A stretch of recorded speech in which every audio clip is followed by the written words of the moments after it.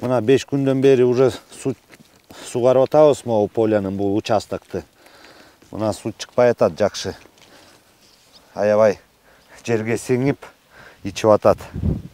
А биз да канча күн сугарабыз. Евгений Шумихин 10 жылдан бери эгин талаада дыйканчылык менен алектенет. Бул жылы да өкмөттөн ижарага алган 35 гектар жерге жүгөрү айдаган. Дан эгинин чаап, отоп, курт-кумурскалардан коргоочу дары-дармектерди, жер семирткичтерди убагында сепкен. Бирок суу тартыштыгы жаралып, бул үчүн кезекте турганына 10 күндөн ашты. Сууга келгенде сугатка суу жетпей атат.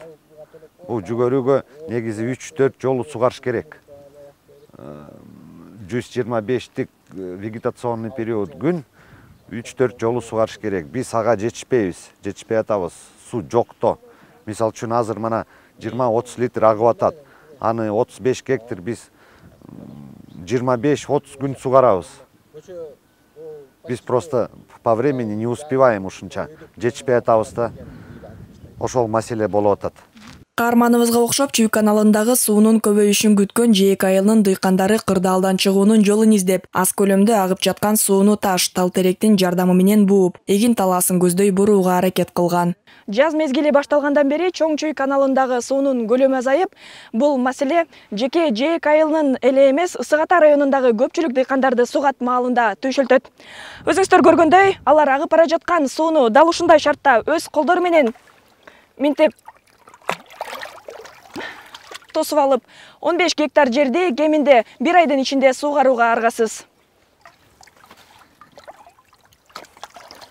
Дыйкандардын айтымында сугат суунун таңкыстыгы акыркы 5 жылдан бери жөнгө салынбай келет. Анын кесепетинен өзгөчө насыя алуу аркылуу эгин айдап теричилик кылгандар көп зыян тартууда. Маселен, Болотбек Жумабаев өткөн жылы эгин талаасынан коюлган планынан 1,5 миң тонна аз түшүм алган. Сууну убагында жүгөрүнүн урожайнасы төмөндөйт. Былтыр кичине суудан эме болуп калыппы, где-то биздин өзүбүз койгон эмебизге жетпей калдык да, 10 тоннадан ашык алабыз дегенбиз, 8,5 тоннадан араң чыгып калды. Анан ошол суунун эмесинен болот да, убагында келбей калган. Эми совсем суу болбой болот, мондай перепад болуп ошол моментинде сугара албай калып атабыз да, ошол чыкпай калганда жанагындай мата помпаларды алып келип коюп сугарып атабыз. Ал эми Ысык Ата районунун суу чарба башкармалыгы быйыл дыйкандарга суунун көлөмү 2 эсе көп берилгенин билдирди. Мындан 5 жыл мурда аталган аймактагы айдоо жерлерине 11 куб сугат керектелсе, быйыл 30 куб коротулган. Ал эми аба райынын кескин өзгөрүүсү суунун көлөмүн азайышына алып келген. Эң биринчиси эле күн ызыктан болду. Мынакей. Ошол эле жалгыз себеп баарына көз каранды да.